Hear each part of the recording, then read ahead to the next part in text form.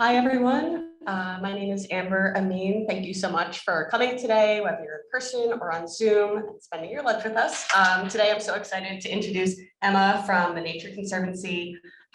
She has an amazing talk. She's a climate scientist. We're going to learn and hear all about environmental issues ongoing in the Boston area. So that's all I got. I'll turn it over to Emma. Feel free to drop questions in the Q&A if you're on Zoom, or if you just have a question, want to raise your hand. We're just very go with the flow today, not too structured. So thank you again, and welcome, Emma.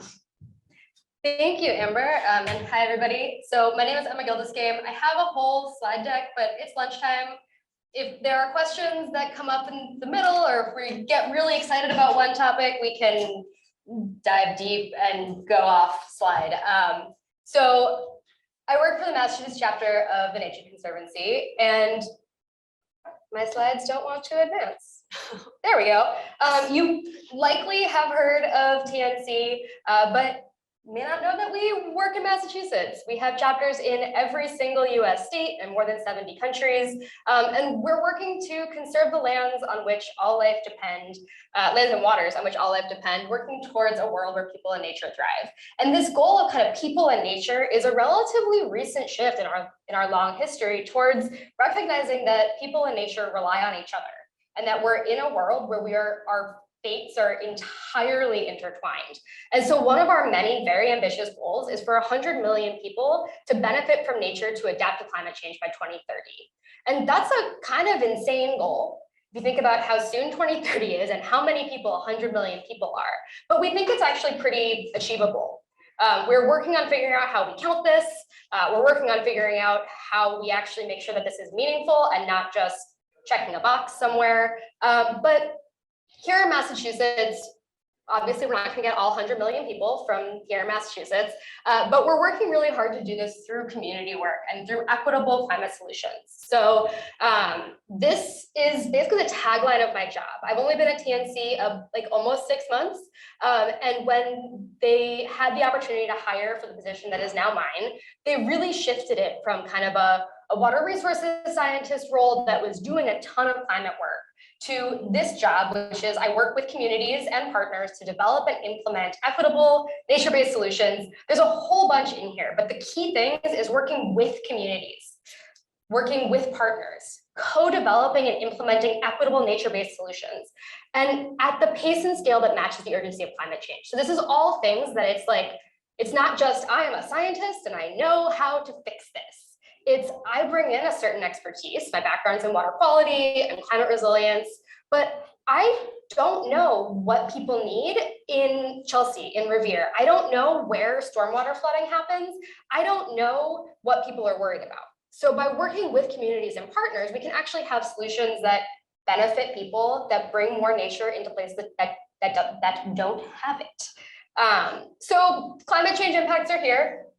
None of this is news, I think, to any of us. Here in Massachusetts, there's a bunch of different ways that climate impacts play out. So there's water. Water is the big problem. We have too much of it or we don't have enough of it, and that middle ground, that sweet spot, is quickly disappearing. So I'm sure that all of you have experienced some of this. So we have inland flooding, more of our rain is coming in, more extreme events. We've also short-circuited the water cycle in everywhere. So if you look out the window, there's not much place for rain to soak into the ground. We've paved over all of our sponges. So when that rain comes in more intense kind of downpours and deluges, more of it's going to run straight into our rivers. More of it runs straight into the combined sewer systems, where both stormwater from rain and sewer water from toilets and everything else flow through. And the release valve there is dumping it into the river. So the Charles River right here has a bunch of CSOs. We're working a lot to remove those. MWRA, the Mass Water Resources Authority, has done a ton of work, but there's still work to go to make sure that these intense rainstorms, accelerated by climate change, don't dump sewage into our rivers, don't cause flooding and erosion that harm people and nature. We also have water coming in from the ocean. So sea level rise is already causing more frequent flooding along the coasts. This is from the 2018 storms where kind of annual high tides called king tides coincided with really intense rain, a really intense coastal windy storm, and it flooded downtown Boston. This is something that we're seeing more and more frequently. But in between those really intense storm events, we also have longer, drier periods that are also really hot. And thanks to all of this pavement and all this development that's blocking rain from soaking into our aquifers and our groundwater supplies, that drought is having a bigger impact. And all of that is compounded by heat. So this map is not a model, it's not a projection. This is August 2021, so just less than a year ago. A whole bunch of volunteers went out with temperature monitors and mapped heat in the Mystic River watershed. And so there's a whole bunch of things that you can potentially notice in this map. But one of the big ones is that places with nature aren't as hot. Places with less nature, much hotter. So if you look up here, you can see kind of delayed, that's the Middlesex Fells.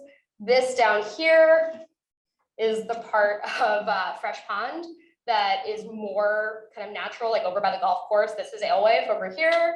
And this over here is Belle Isle Marsh.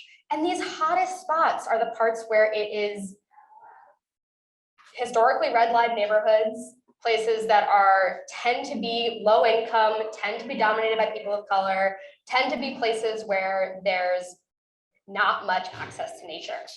So this is all pretty scary. We're not talking about our grandchildren, we're not talking about our children, we're talking about right now. I grew up in Boston, I remember it used to be snow on the ground all winter. That's not a thing that happens, but the lack of snow on the ground is actually the least of our worries. In general, historically, Boston has about 12 days over 90 degrees every summer. Last year we had that in June, which I'm sure you remember because it wasn't fun. And then it just kept going. So these are all real problems, but there's a solution. And nature-based solutions is a whole pretty broad subset of solutions that instead of kind of separating nature and people and thinking that that's going to solve our problems, it brings nature and people back together to have solutions that benefit both of us. So this picture up here is the Charles River Natural Valley Storage Area, which is 8,000 acres of wetlands that are protected in most of the Upper Charles watershed. And this is what it does in severe storm events. You can imagine if all of this water was allowed to flow over pavement into the Charles, that we'd have some flooding down here in Cambridge. And that's exactly what the idea of protecting all this wetland was. The idea was protect it. It's going to be more cost effective to buy 8,000 acres of wetlands than it is to manage all of this flooding. So the last time they did the economic analysis was 2016. They spent $8 million on the wetlands, and they had already received $12 million in benefit by 2016. So you can imagine that is still increasing in benefit. But you don't need to have 8,000 acres available to protect and use nature to protect people in the environment. So you can restore urban and densely populated streamways to create waterfront parks, to create kind of usable flood plains, so places where they might be a park or a playground, but then when there's a flood event, they can flood safely and then the waters can recede. But you don't even need that much space to have functional kind of green infrastructure and nature-based solutions. Sometimes it's as simple as rethinking how your sidewalks look and rethinking what your sidewalks are made out of to allow that infiltration capacity, basically the ability of the ground to work as a sponge to help manage a lot of these problems. And they can manage both heat and water. And a lot of times it takes innovation. So it looks bigger in the PowerPoint than it is. This wetland is taking rainwater from the roof of the surrounding buildings, from the plaza. It's filtering it through. It's preventing it from going into those storm sewers. It's also a lovely place to hang out. So it's bringing all these different benefits. And unlike a lot of the other solutions, the engineering solutions, where you can really have a one-size-fits-all solution, these really need to be site-specific, community-specific, but that can be a benefit. Because by working with the communities, you can actually make sure that you're not just addressing flooding or heat or bringing some green to a space that doesn't have it. You can work with nature to bring real solutions to other problems that communities face. So TNC worked with the Codman Square Neighborhood Development Corporation on a project that solved a whole bunch of problems. So as we talked about, green infrastructure has a lot of benefits. There's more than 2,000 and counting green infrastructure projects in Boston alone that multiply out to Cambridge, Brookline, Somerville, the rest of the Boston area, and it's many, many more than that. And that takes maintenance. You can't just like set it and forget it. You have to go in and make sure that it's working, it's not clogged, it's not full of trash. Just like any other infrastructure, green infrastructure requires maintenance. And that requires people who know what they're doing to go out and do it. So with Codman Square, we developed this program to train and certify people who live in Dorchester in the kind of the Codman Square neighborhood for good local jobs that build and maintain and inspect green infrastructure. And TNC's role in this was not coming in and saying, aha, let's do this for you. It was partnering. We provided kind of financial resources. We provided a whole bunch of technical expertise and connections to other experts in the region. But the community really co-created and took ownership of this project. And I think two of the people who graduated from this project are now working for the company that maintains the green roofs on top of Fenway. So like it's having real impact and giving people jobs. And so this one, I don't know a ton about. The project wrapped up before I started at TNC, but I can direct you to a pretty cool website and story about it. But the projects that I spend most of my time working on are in two different pockets of, get rid of this so you can, no, that one wasn't on my end. So it's two different pockets of kind of the just north of us area. So in the yellow circle is Belle Isle Marsh. You can see it's this pocket of green surrounded by, this is East Boston, Revere, and Winthrop. So this is one of the last remaining pockets of the salt marshes that once covered most of the area north of Boston. And then we also have Mill Creek, which is between Chelsea and Revere, also touches Everett a little bit. And this is a tributary to Chelsea Creek, which meets the Mystic River and then flows into the Boston Harbor a little bit later. You can sort of see from the satellite image, it flows through really densely packed neighborhoods, also like a bunch of industrial sites, like oil tank farms and abandoned factories and other fun things. So let's start with Belle Isle. Right now, we have a bunch of different habitats in Belle Isle. So the dark green is regularly flooded marsh. So basically this is grasslands and other places where basically twice a day they get flooded, the water goes out and then they get flooded again. The lighter green is more irregularly flooded marsh. This gets flooded frequently, but not daily. The red is transitional marsh. So it gets flooded often enough that it counts as marsh, that it's marsh vegetation, but not so often that you're always wet. And then the brown is mudflats. And each of these plays a different role for the wildlife. There's over 250 species of birds that rely on Belle Isle. 9 of them are either threatened or endangered. So it's really important for wildlife, but also the marsh helps buffer storm events, helps prevent erosion, and helps protect the surrounding communities. So you can see this is Suffolk Downs, where there's gonna be a new development.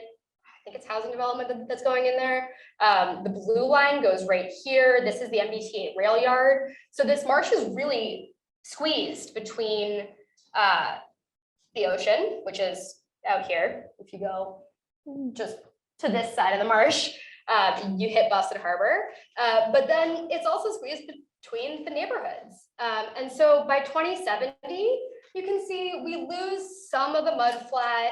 We start sneaking towards Suffolk Downs a little bit, but the big change happens in 2100. And so you can see these are projections from a SLAM model, which is a sea level rise affecting marsh migration that the Woods Hole Group did through a project that we are partnering on to understand and then plan for resilience and restoration in the marsh. So you can see we have a lot of marsh in 2100 that is squeezing into communities. Now the model doesn't really know that there's houses there. They just know what the elevation and the soil types are. So the marsh isn't really migrating, it's just flooding the communities. So what we're looking at is how do we solve these problems? How do we protect the marsh? Mudflat's important, but this much mudflat is not helpful. You gotta have the marsh. You gotta have that ability that the marsh has to buffer the effects of extreme storm events, to help filter stormwater. So this is not a great picture. This is our no action scenario.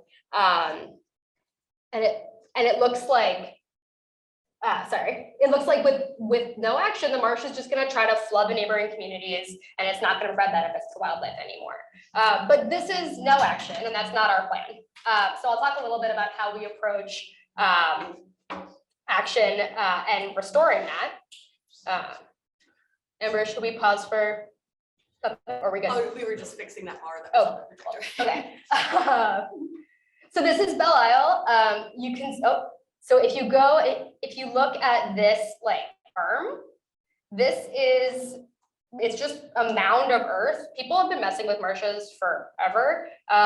This was put in a very long time ago, and it's actually kind of helping prevent the total loss of this marsh. So you can see the high marsh that remains in 2100 is actually, a lot of it is behind this berm. But this berm is also kind of suffocating and not making the healthiest marsh behind it. So we're out looking at the berm. This is one of our partners at the Watershed Association and our site supervisor from the Department of Conservation and Recreation. Kind of looking at what it looks like now, because you can't just sit in a room and model, you have to actually go out there. It's not usually this brown, this was March. It gets green and beautiful. Highly recommend visiting before about June when the mosquitoes take over. We'll get back to kind of how we're thinking about solutions for Belle Isle in a minute. But we're taking a similar approach in both Belle Isle and Mill Creek. So I'm going to go a little bit north up to Chelsea and Revere to look at Mill Creek. I love talking about Mill Creek because it's really easy to see what's up with it just from, this is just Google Earth. And so you can see where my mouse is. Here's where the tide comes in. So it's still tidal. But it hits this MBTA bridge, the commuter rail goes over here, and you can see the buildup of sediment. And then it goes a little further. This is an old spice mill that used to be there, and it was a dam. It's not a dam anymore. It's a berm, which means that it still constricts a whole bunch of the creek, but it's not eligible for dam removal funds, which is just a fun little twist.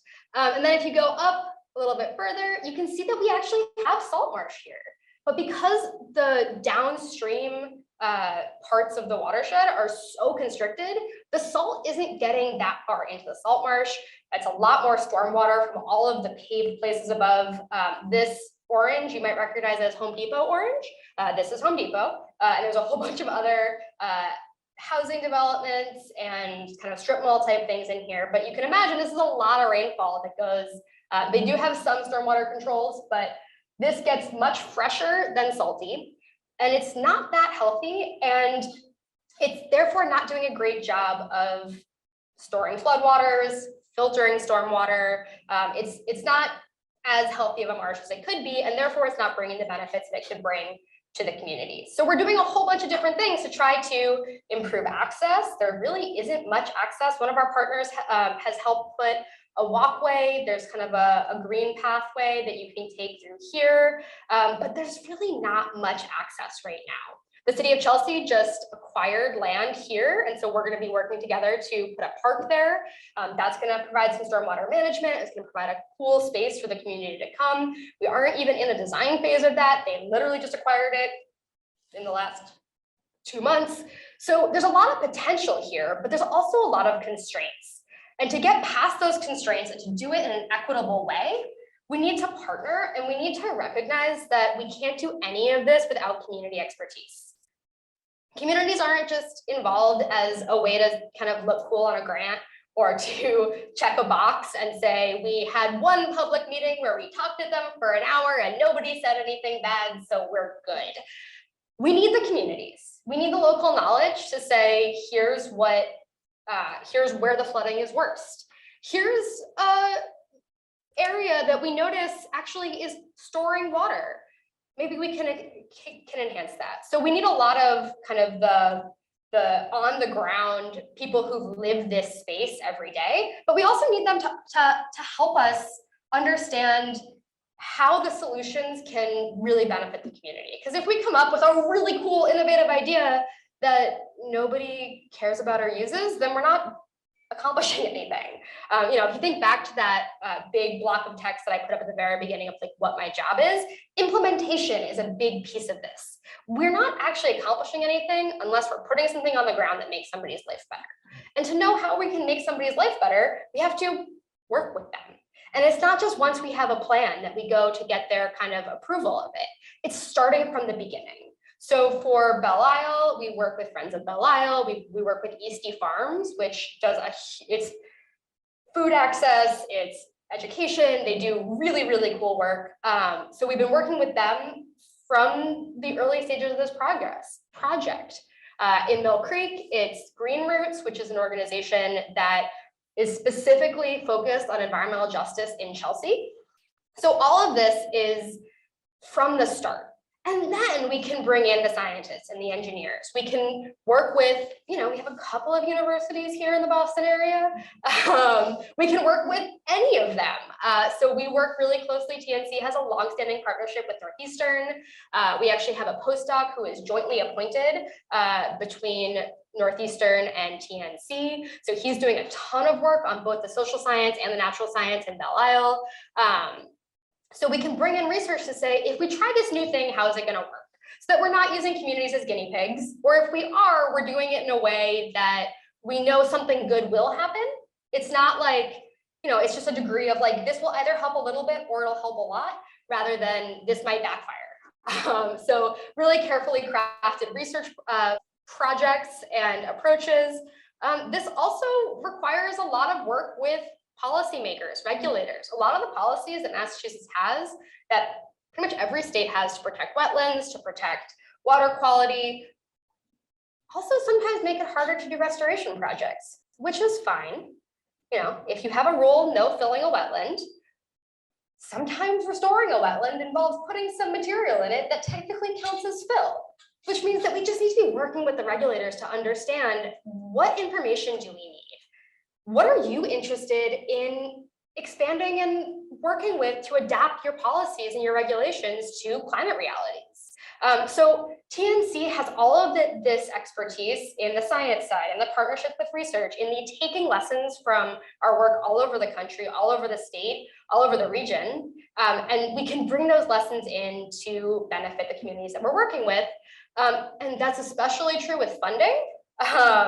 We are good at applying for and getting grants.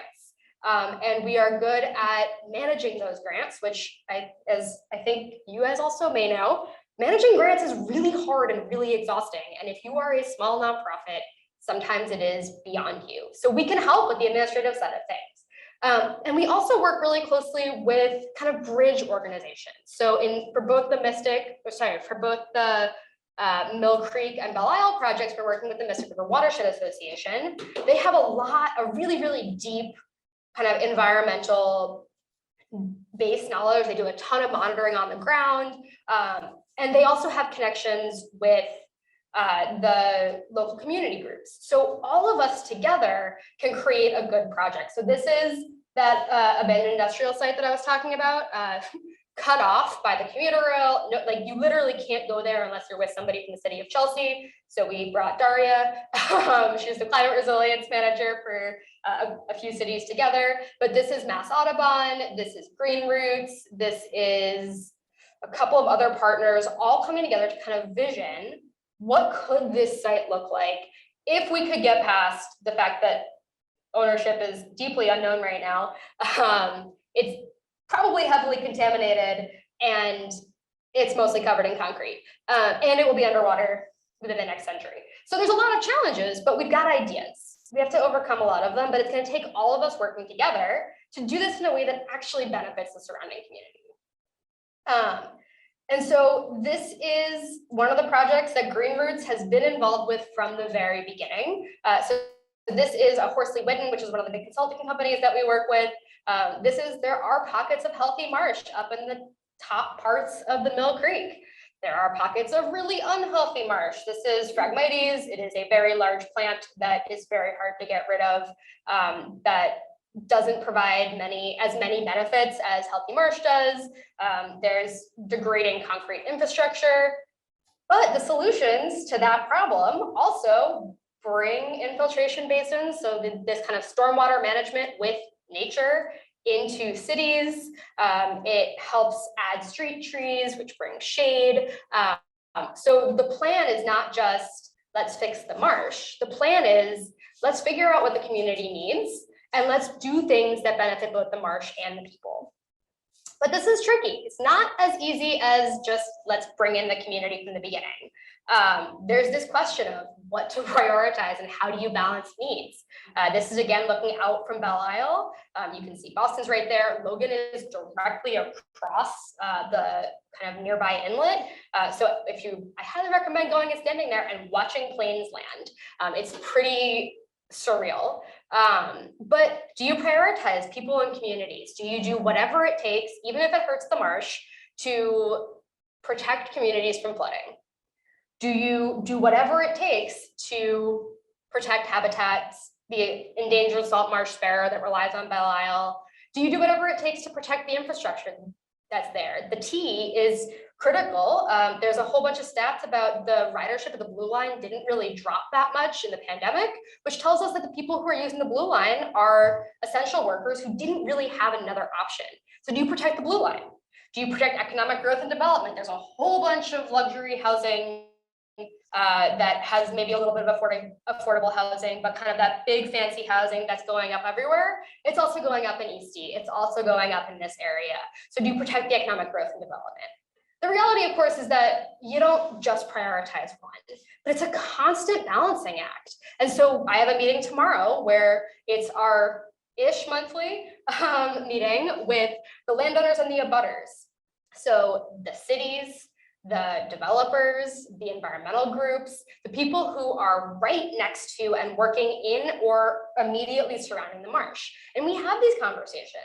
Bennington Street, which the marsh runs right next to, is a really important egress point. So it's a really important thing. If Winthrop is flooding, if Revere is flooding, this is one of the few ways to get out of those parts of the city.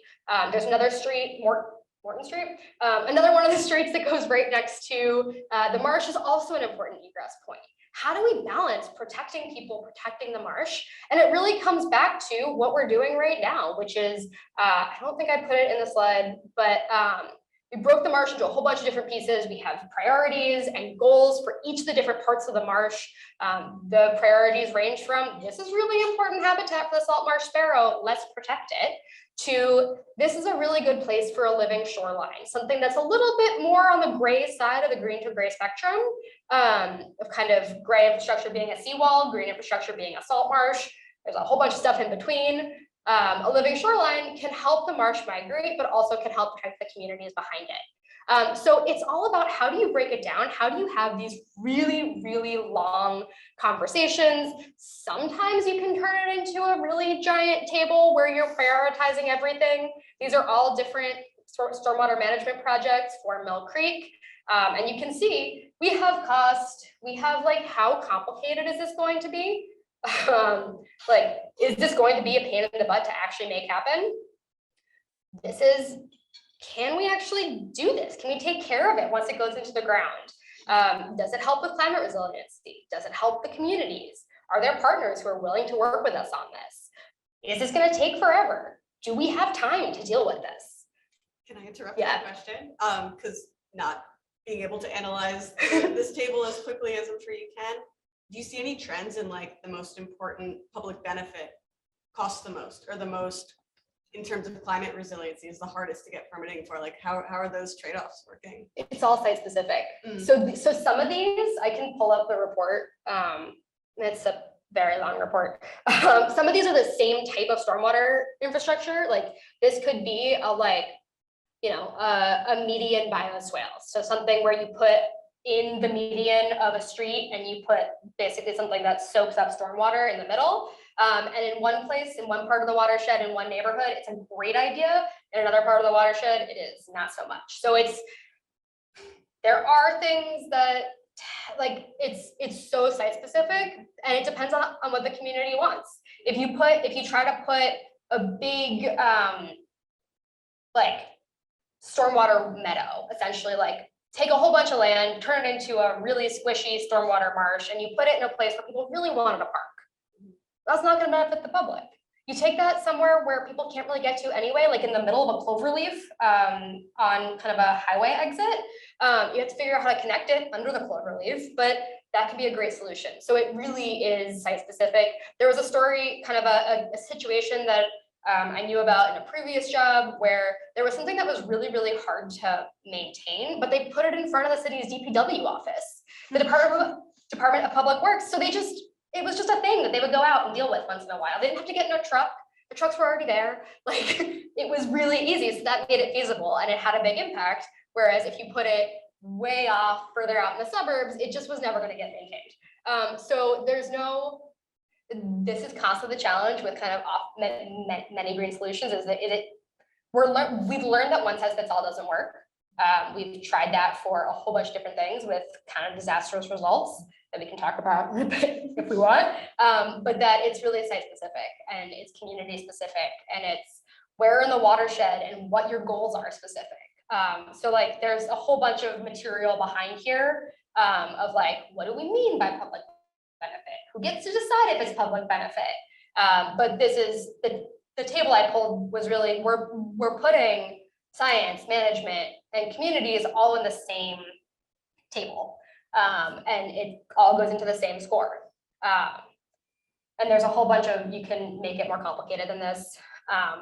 Of course, you can always make it more complicated. And sometimes you need to, and sometimes you don't. Sometimes you just need to listen to the community. And when they say, we need this here, this is where our biggest problem is, then you do that. You don't need to model it 17 more times. You just figure out, okay, let's solve this problem here.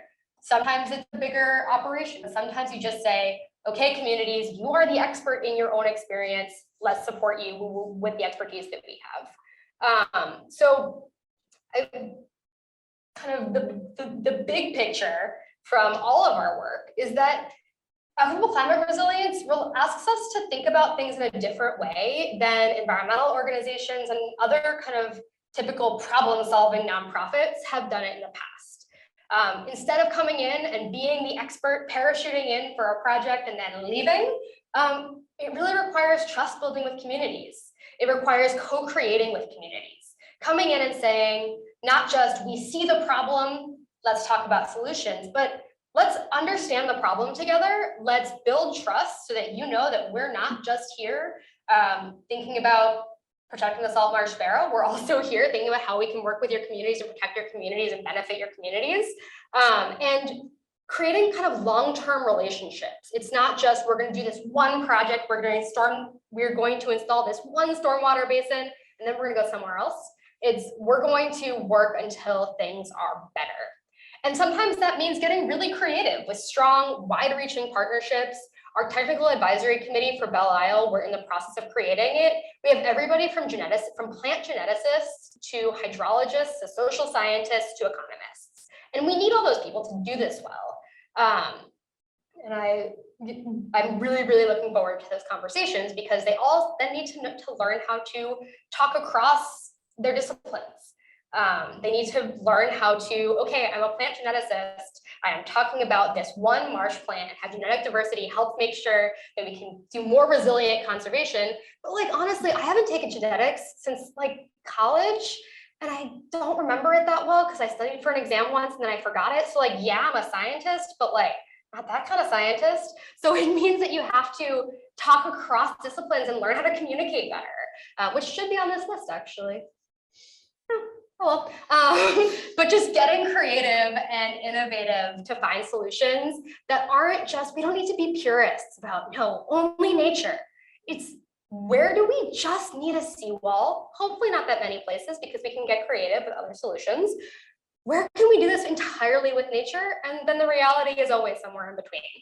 So getting creative, both in this kind of science and innovation way, but also getting creative in the, what partners aren't at the table right now? Who should we be talking to who we don't normally talk to? And it's also a learning process. There are times where we will do it wrong, and it is about getting that feedback and saying, cool, we learned from it. We are so sorry we got it wrong. Let's do it better next time.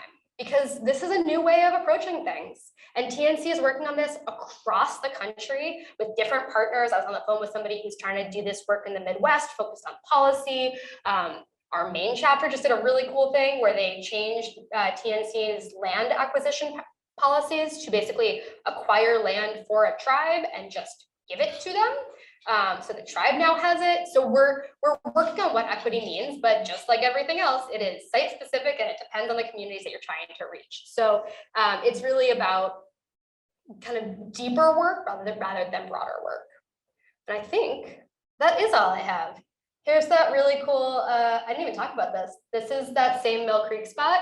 This is that commuter rail bridge. You can see it's not in the best shape. The T is working to replace this because they don't want it to be unsafe. It's safe now, but their goal is replace it before that changes. And we're trying to work with them to figure out if it's possible to build it in a more resilient way. Their baseline is going to be more resilient because they know that this line is going to be underwater. But we're working to make it so that maybe this giant pile of sediment buildup gets smaller and we can have more fish passage. But what questions do you guys have? What things didn't I talk about that you'd like to hear more about? Yeah. Thanks for your talk, it was really interesting. For me, when I've been digging in a lot into, like I've always been interested in climate change. Before I switched to this job, I was studying physical oceanography and climate change. Oh, cool. Hi, thanks. So one thing when I am trying to like immerse myself in this is thinking a lot about the relationship that we could and should have with like the tribes in our area. So I think for right here is probably the Wampanoag tribe. And I just wanted to hear if you had any like specific stories of working with them on and like what sort of projects you guys would be doing together.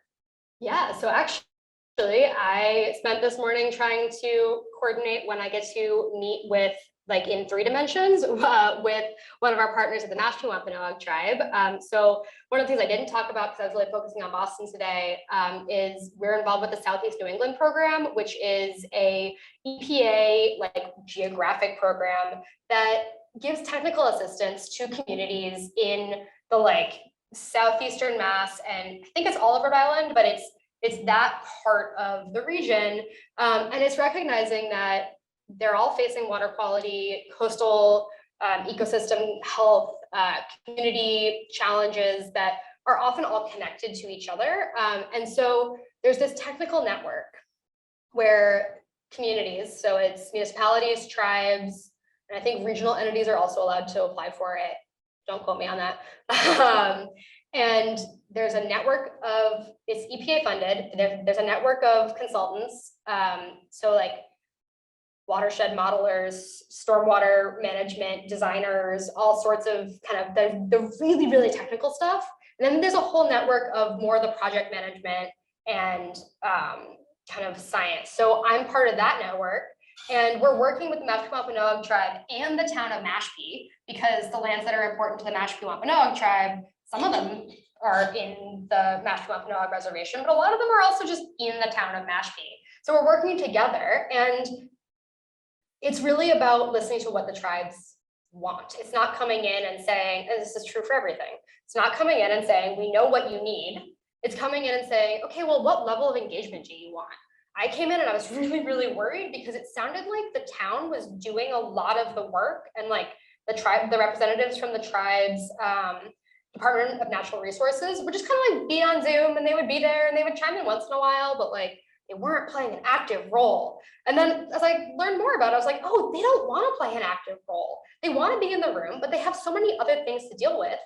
They've built a good relationship with the neighboring town, which is not true for all tribes and all towns that are next to them. But in this case, they have a pretty good relationship.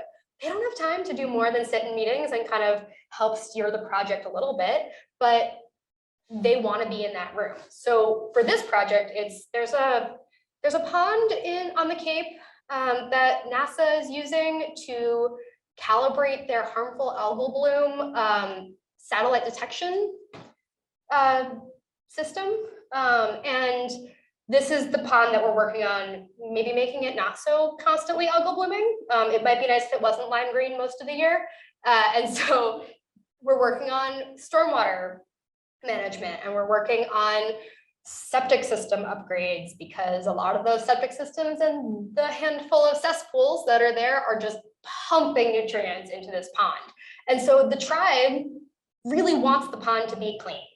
There was an original plan where it was going to be dredging the pond. Then the Army Corps did a survey, found out that it's like 8 feet of contaminated sediment in the bottom of that pond. And that's a lot of it because it just rushes off of the paved surfaces and comes out of, or it breaks down from the blooms that are fueled by all of these excess nutrients, and it just settles to the bottom. But also there's a lot of arsenic in it, and something else too.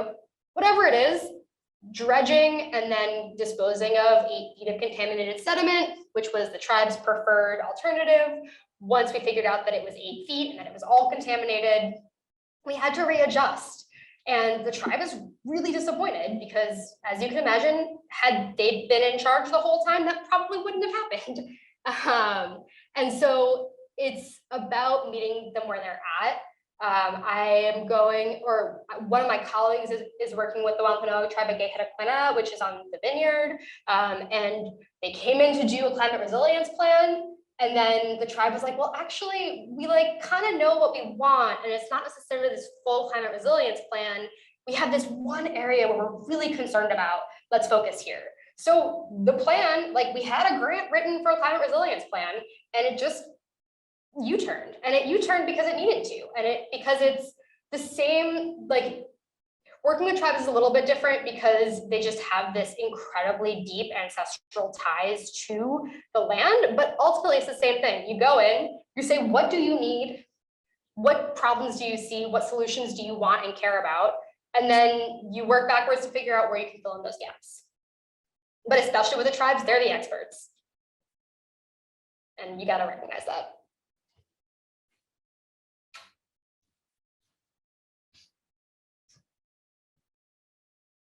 Anybody else? Anybody on Zoom? Thank you so much for the talk. It was really cool. I was curious mostly about how you fund these projects and whether you start off, go and make the plan and then go for the funding. And then also, does a lot of it come from government? I know you talked a lot about grants. Is it mostly governmental grants or coming from other nonprofits or just donors to the TNC? Yes, Yeah. All of the above. We have a bunch of government grants. There's a threshold below which we don't apply for grants because there's a point where if it's a $5,000 grant, we can get that with donors and we don't need to compete with smaller nonprofits to get a $5,000 grant. But above a certain threshold, I just actually, while we were preparing for this, the Southeast New England program dropped a $1.1 million grant for something that we are already working on. I don't know if I should be announcing that we're applying for this grant, but we're already working on it. It's been out for an hour, almost 2 hours now. But it's to help address the issues of septic systems. That's something where we're already working there. We already have partnerships. We've already given somebody a pretty big grant to start working on this that we can really easily turn into our grant proposal, or if you give us more money, we can do more of this. But then there's also times where there's grants from foundations. I'm working on an equitable climate funding project, which is still in its, we're about to go to our outreach process. But that was funded by the Bar Institute, and that was, we built a relationship, my predecessor built the Bar Foundation. Whatever the title of Bar is, but my predecessor had built a relationship with this person at Bar, and they were kind of talking through what would this look like? How can TNC do better in this space? And so that's where that pot of funding came from. We also have some funding where like TNC is kind of a fundraising machine. So unlike anywhere else I've worked, we can say, we really care about this. This is a priority.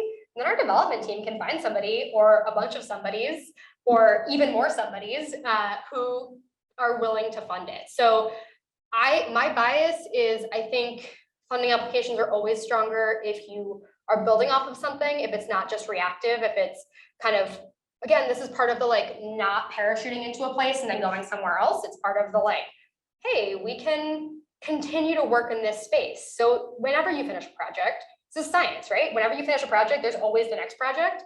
Okay, we answered that question and we got 7 more questions. Let's go figure out how to fund answering the next one. So it's that.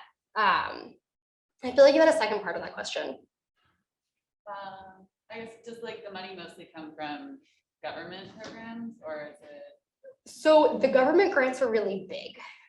A lot of time, I'm spending, TNC across the board is spending a lot of time right now figuring out how to steer infrastructure funding so that absolutely massive, once in a generation infrastructure bill that passed, how do we steer that towards climate resilient infrastructure?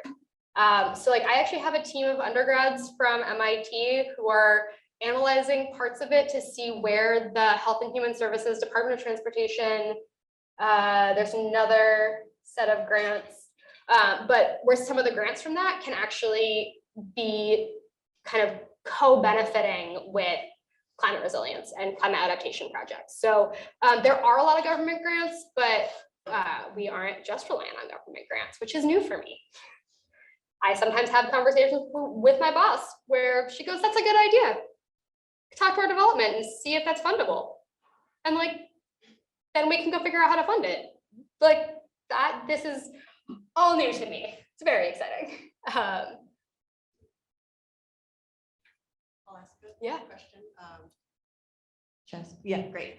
When we first talked, one thing that I thought was really interesting, you mentioned potential for like where scientists, like someone who might be a scientist at Broad, we're working on all these like really intense, maybe it's genomics or cancer research, maybe not directly exactly related specifically to climate science, but I'm sure, of course, like health impacts from these problems are related.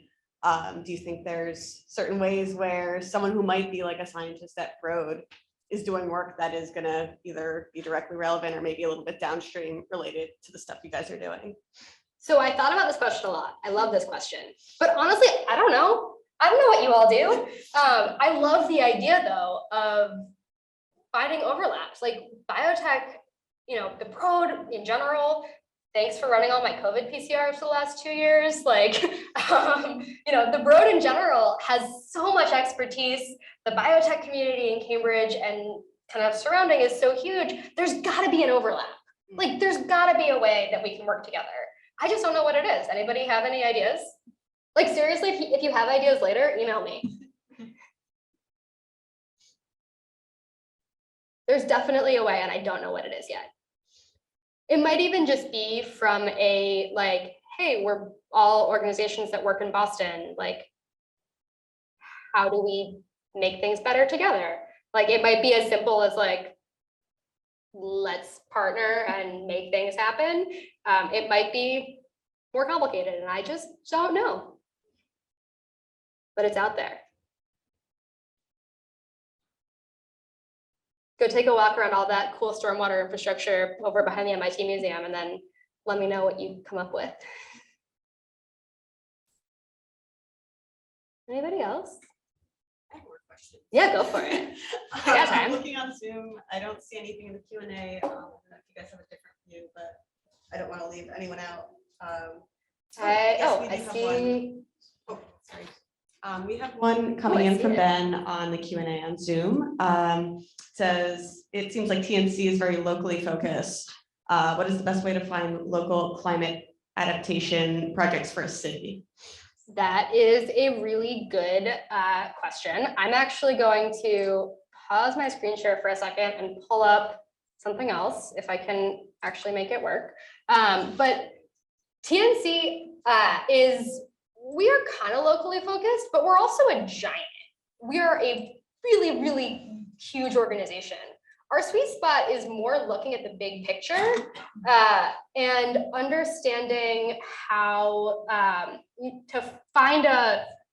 is looking at the big picture, setting big scale priorities, and then working with partners to downscale those. So a really good way to find local resilience projects in your area, whether you're an organization that's doing this work, or you are an individual who wants to get involved, is to look at what the local nonprofits are doing. So in Boston, Green Roots does a ton of really cool work. You can come hang out with me and get nerdy about stormwater at Mill Creek on Saturday morning if you want to help with the cleanup. You can, like a lot of watershed associations are recognizing that climate is the biggest threat to water quality and water quantity. And so watershed associations are often doing a lot of climate justice work right now. Not all of them, but a lot of them. TNC is working to figure out how to better dig in deep on the ground, but sometimes that's not our best role. Sometimes our best role is to network projects that are digging in deep on the ground so that they learn from each other. It's one of my favorite roles to play, actually, is like, you know things about this and you know things about that. Go talk to each other. So that's one of the best ways. I want to show this map because I love this map.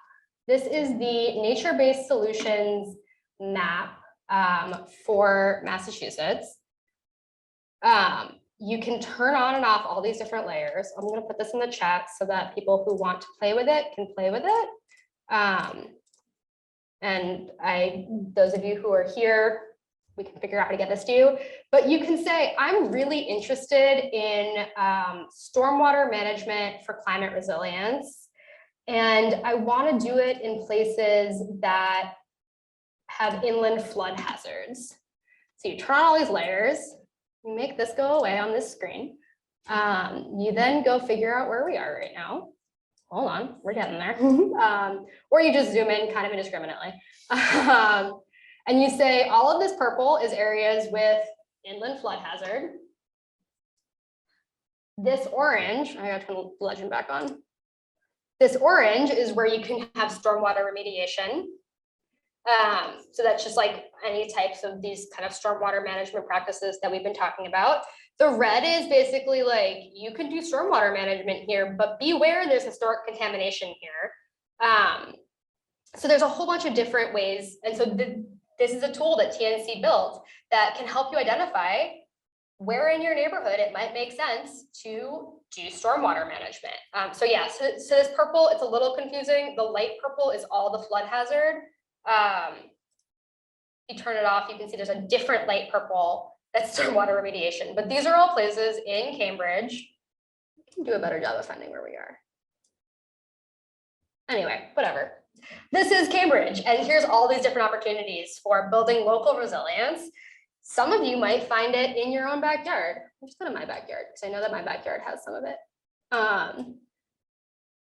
But you can see kind of whatever neighborhood you're in, there's little pockets where you can do stormwater remediation if that's what you care about.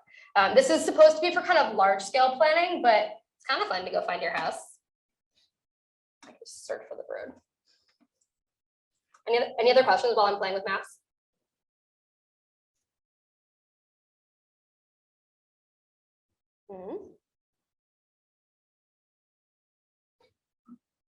Medford, you can tell it doesn't know where I am.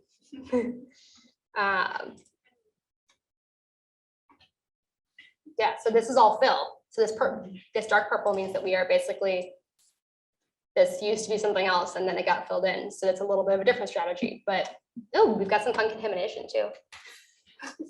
Fun.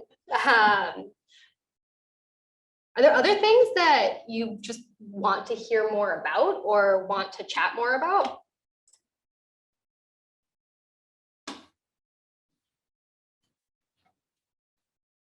you also just talk a little bit about more how like you found your way into your role Sure. and how you got there?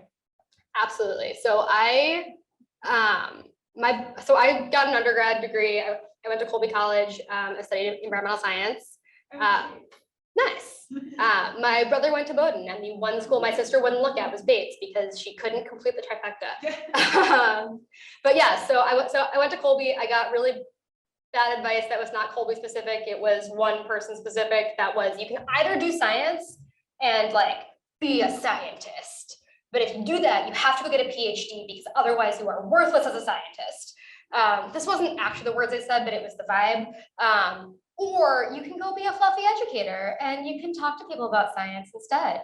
And I love the education side. I love talking to people about science because I think especially in environmental science, in science where your goal is make lives better, then you have to talk to people about it to make lives better. Like that's how it works. And so I saw them as being really connected. The person who I was getting advice from, I didn't know what I was talking about. I was like 21. I didn't know anything. I listened to him and was like, I have to go be a scientist. And so I graduated into the last round of recession, so like the 2008 recession, and tried to get a job as a scientist. I wanted to do wildlife conservation and wildlife biology that also worked with communities. And turns out nobody had any money to hire people for that. But I kept getting jobs in outdoor education and environmental education. So I worked for the Appalachian Mountain Club and their hut system for a while. And I was a ski instructor in Colorado for a bunch of years. And I like got jobs at watershed associations. I worked for the Charles River Watershed Association for a little bit.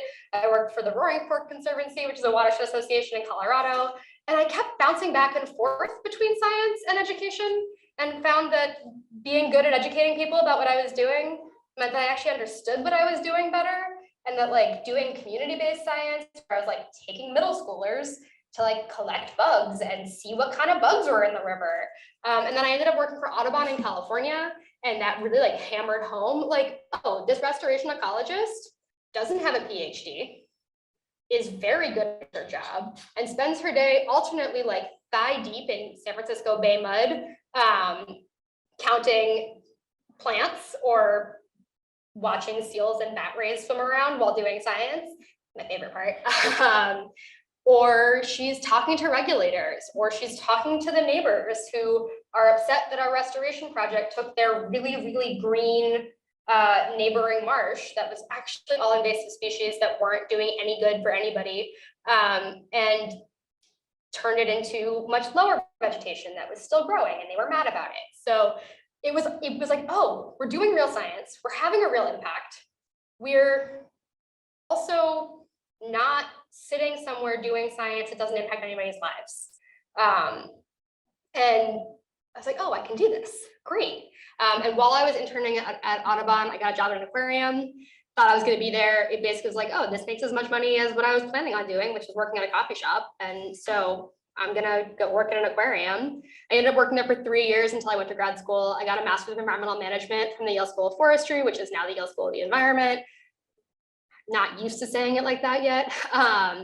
And really focused on climate resilience and water quality. So officially it's water resource management, science and management, but everything I was looking at was urban coastal climate resilience, which is water. And then until 6 months ago, I worked for the New England Interstate Water Pollution Control Commission, which is quasi-governmental. It's a nonprofit established by Congress to help the states of the Northeast and New York. So like New England and New York, which wraps around New England, work on their shared water issues, because we have so many watersheds that cross boundaries, and if you're not working on them together, you're not accomplishing much.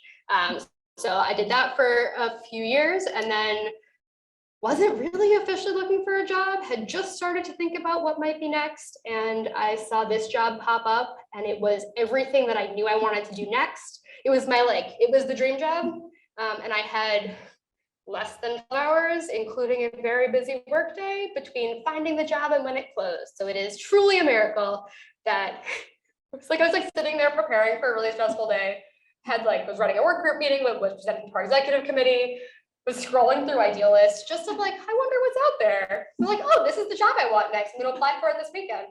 Oh, they're looking for me. I have all these qualifications. This is who they want. It's me. Oh crap, it's due tonight. So that was fun. And then, yeah, that's how I got here. Very winding path. And I've used all of the skills I picked up on the way all the time. Cool. Well, thank you guys. I'm going to put my email address back up on screen. I really mean it. Oh, no, apparently I'm not. Amber can get you my email address. I really mean it when I say if you come up with cool ideas that the Broad and TNC can partner to address climate resilience or really anything else, let me know. I mean, we're always looking for new partnerships. We're always looking for creative and innovative ways to solve problems. So let's figure it out.